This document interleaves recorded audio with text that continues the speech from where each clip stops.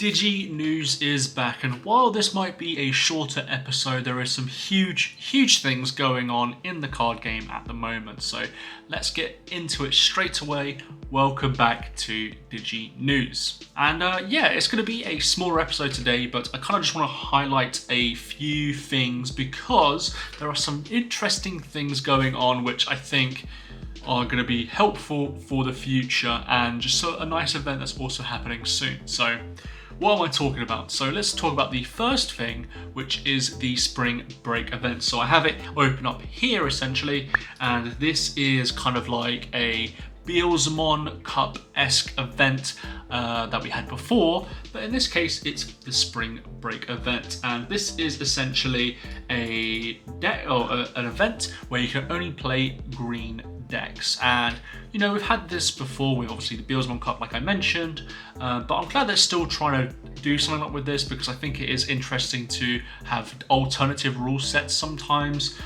Do I want this to stay? No, obviously I don't, but it's kind of nice to have it every now and again essentially.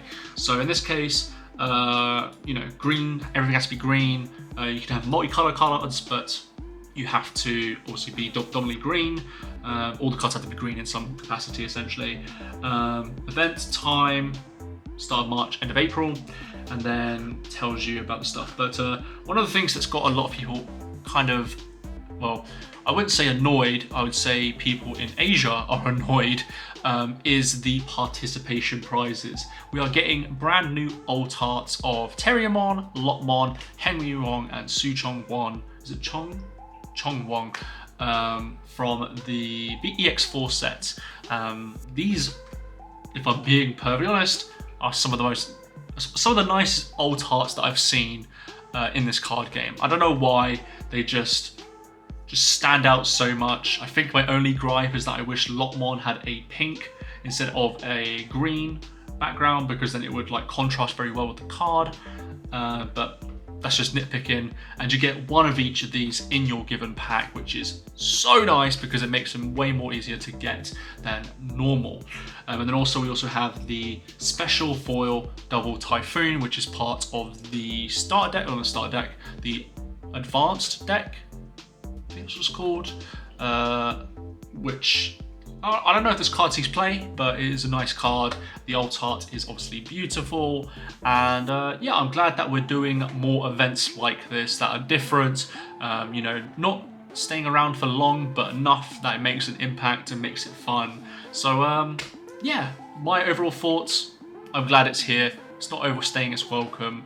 The cards that you get from it are beautiful, even if they might not be playable. They are very beautiful. So yeah, I like this. I wish there was some additional things, maybe like a playmat, you know, memory gauge, all that kind of stuff. Like the thing, because I say this in pretty much every video at this point, but there's not enough accessories for this game, and so if we can get like a playmat, for example, with the double typhoon artwork, that would be lovely. That would be crazy. So I wish they would do more stuff like that, but unfortunately they're not in this situation. Hopefully something that they can improve on in the future.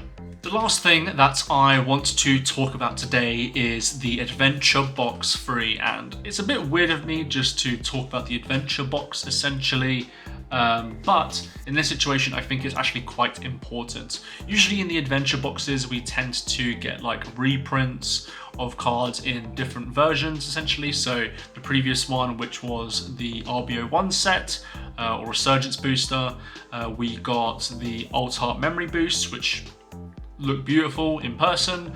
I think previously there was also ones where it had Mastemon and Imperial Digimon Dragon mode in it, and I think there was another one as well. I cannot remember exactly what it was, but you get the drift. This case, it is incredibly important to pick these up because, as you can see from the image, there's a promo Vmon. Now this one isn't the most important one because this one is probably the most accessible promo card you can get in this set, but hopefully, well, let's just read the description actually. So contains 4 packs of BT16, which is being confirmed for May 24th, by the way, which isn't that long to be fair. Has a exclusive Digimon memory gauge counter figure. Look at it. Right, let's see if I can go to the screen. Look at it. It's a simple base with a Digimon on it. Bandai, you've done it. You've made an accessory. I'm so proud of you. And there are a few options of this as well. I believe there's the Vmon, Wormmon, Hawkmon, Armadillo, Pato, or Gatomon. Give me the Patamon one so I can use it in Yellow Vaccine. But I love it. I love it. I'm glad that we're actually getting some sort of accessories in this card game now. And you also get 2 Alt Art promo cards, 4 types in total. So I don't know if this means that we're going to get like 2 of each, or are they talking about like, do you get the Vmon and the Davis? Do you get the Ken and the Wormmon? You know, that kind of thing. If that's the case, or it's just 2 of the card that you see in the front, I think this might be one of the better products of the year. One of the issues that, I don't know for America, but in the UK specifically, it is very, very difficult to get these promos. In fact, I think I have some here. Yes, I do. Okay, let me just quickly get these real quick. These promos, the movie promos. I have some of them because some of the stores in the UK end up getting the movie pack from the Tamer Party events that they post regularly. And that's really good. I'm glad that they made them a little bit more accessible, but they're not accessible enough because essentially all these cards still go for around 10 to 20 euro depending on what the card is. And that's just going to stay the same until we get the adventure box that comes out from Premium Bandai, I believe, relatively soon in May, but also the now the Digimon adventure box as well. So hopefully that will be enough. My issue though is that there was a printing issue with the previous adventure box. There weren't that many available in stores, which might end up being a bit of a problem, unfortunately, for this type of product. But hopefully they're in abundance, so you can get the cards that you need for relatively cheap. Just on another note as well, I'm actually happy they're continuing on with this product. I think the Digimon at the moment has a real product issue where literally all you can do is buy a box or buy packs. I wish there was more alternative ways, like the double pack set that they've done recently in BT14 and 15, but I want them to be better as well, essentially. So I'm glad that they're doing more stuff with it. Getting more products out there is important, and I think for a lot of people, BT16 is a huge point for the card game. I think a lot of people are indeed very hyped about BT16 and now EX6, and I think a little bit of BT17 now. Haven't seen many cards for it, but people are hyped for it. So yeah, I'm hoping that we can get these alternative products coming out regularly, because I think, yeah, just having essentially the Digimon section be a box and then packs, not a good look. So good job, Bandai.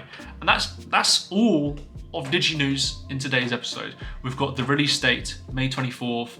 Does it actually say on here? It's just available for pre-order, but I'm pretty sure it's May 24th. If it's not, I'll put it on the screen now.